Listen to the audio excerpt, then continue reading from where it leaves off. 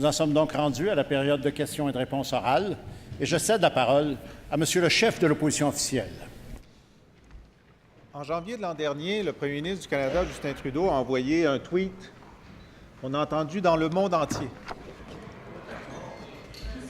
Dans le monde entier, 760 000 personnes ont vu ce tweet qui disait en français « À ceux qui fuient la persécution, la terreur et la guerre, sachez que le Canada vous accueillera. » Depuis, on sait que les missions diplomatiques du Canada ont été prises de panique en disant que les commentateurs internationaux avaient vu dans cette invitation un signal que tous pouvaient venir maintenant au Canada.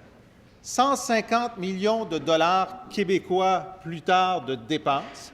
Hier, le ministre Marc Garneau a indiqué que, ben oui, il y en aurait 400 par jour cet été au chemin Roxham, mais que 90 % d'entre eux seraient renvoyés chez eux après le processus de vérification. Alors nous, on croit que l'Assemblée nationale doit faire en sorte de suggérer respectueusement au premier ministre Trudeau qu'il envoie un contre-signal aussi fort que le signal qu'il avait envoyé et qu'il dise au monde entier ce qu'a dit M. Garneau hier. Asylum seekers at our border do not receive a free ticket to Canada. A little more than 90% of irregular migrants do not meet our criteria and will have to leave. Est-ce que le premier ministre est d'accord qu'on demande à M. Trudeau d'envoyer ce tweet? Je voudrais juste vous rappeler que ce n'est pas exactement un tableau. Ceci étant dit, Monsieur le premier ministre.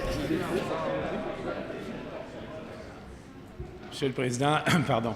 Je salue l'adhésion nouvelle de mon collègue au principe de fédéralisme coopératif parce que, en fait, ce qu'il veut, c'est que l'Assemblée nationale du Québec rédige la correspondance du premier ministre du Canada. Pardon, c'est assez novateur comme approche, Monsieur le Président, vous en conviendrez. Ceci étant dit, qu'est-ce qu'il faut faire de façon prioritaire? Oui, envoyer le message ailleurs, et comme on l'a fait l'an dernier et encore cette année, le gouvernement du Canada doit dire aux gens qu'il n'y a pas de ticket d'admission gratuit pour le Canada. D'ailleurs, la majorité des demandes finissent par être rejetées. Également, Monsieur le Président, il faut s'assurer de mettre en place des mécanismes pour augmenter rapidement, améliorer rapidement le délai de traitement des demandes d'asile. Parce qu'une grande partie du problème, c'est là qu'elle se trouve, Monsieur le Président. Ça devait prendre, on avait dit 60 jours, c'était en 2012, on avait fixé, je crois, à 60 jours le délai de décision. On en est rendu à non seulement des mois et des années avant qu'une décision soit prise. Pendant ce temps-là, les gens, on doit les accueillir en vertu de nos obligations internationales, bien sûr, mais elles développent des vies personnelles, familiales, professionnelles au Québec. Et bien sûr, on peut constater les effets dramatiques de ça à long terme.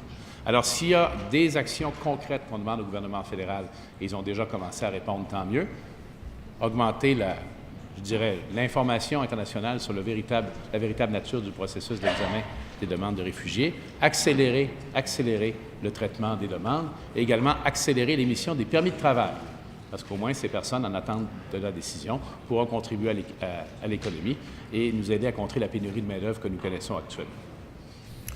Première complémentaire, Monsieur le chef de l'opposition.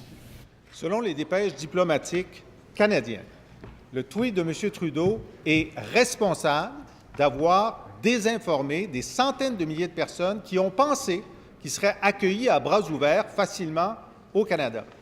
Nous considérons que M. Trudeau a une responsabilité personnelle de corriger le tir en utilisant le meilleur argument possible, celui de son ministre, qui dit « Ne venez pas, 9 sur 10 d'entre vous devront retourner ».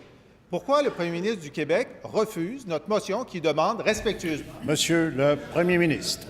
Monsieur le Président, franchement, adopter une motion ici qui nous ferait rédiger la correspondance du premier ministre du Canada, il faut le faire, là. Je pense qu'il faut saluer la créativité de l'opposition officielle. Pour ça, je suis prêt à leur rendre ce témoignage.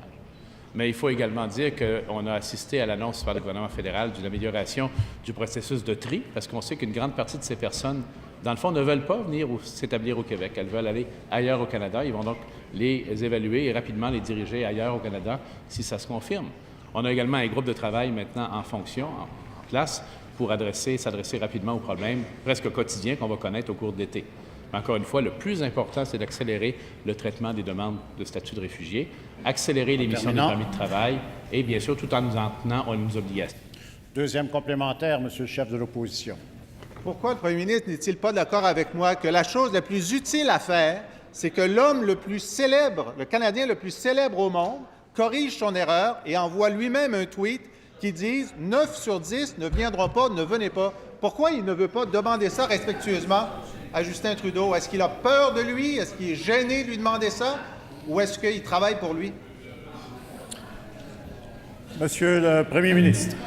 Ah, bientôt. D'ailleurs, on aura une très bonne nouvelle cette semaine où je serai en compagnie du Premier ministre du Canada et je suis certain qu'on aura quelques sujets à aborder ensemble. Mais je ne vais surtout pas... En fait, je crois, Monsieur le Président, qu'il aurait eu l'occasion d'entendre la question de mon collègue. Elle va lui être rapportée et je suis certain qu'il va lui donner toute la considération qu'elle mérite. Troisième complémentaire, Monsieur le chef de l'opposition. Le Premier ministre peut faire le fanfaron avec ça.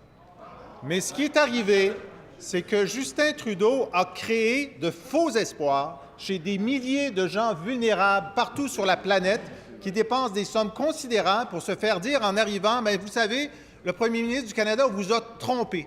9 sur 10 d'entre vous ont fait ça pour rien. Vous devez retourner chez vous. » Alors, c'est bien l'humour du Premier ministre, là, mais il ne trouve pas ça drôle, les gens qui viennent ici et dont les espoirs sont déçus. Alors, est-ce que lui va tweeter dans ce cas-là? Monsieur le Premier ministre. Allez au bloc. Monsieur le Président, nous, bien sûr, on va réaffirmer l'intention du gouvernement du Québec et du Québec de respecter ses obligations internationales. Il y a des conventions internationales comme la Convention de Genève et d'autres qui gèrent et qui prescrivent les obligations des États dans le phénomène de la migration et de la demande d'asile. Il faut également considérer que l'an dernier et cette année, on a deux phénomènes qui apparaissent très différents.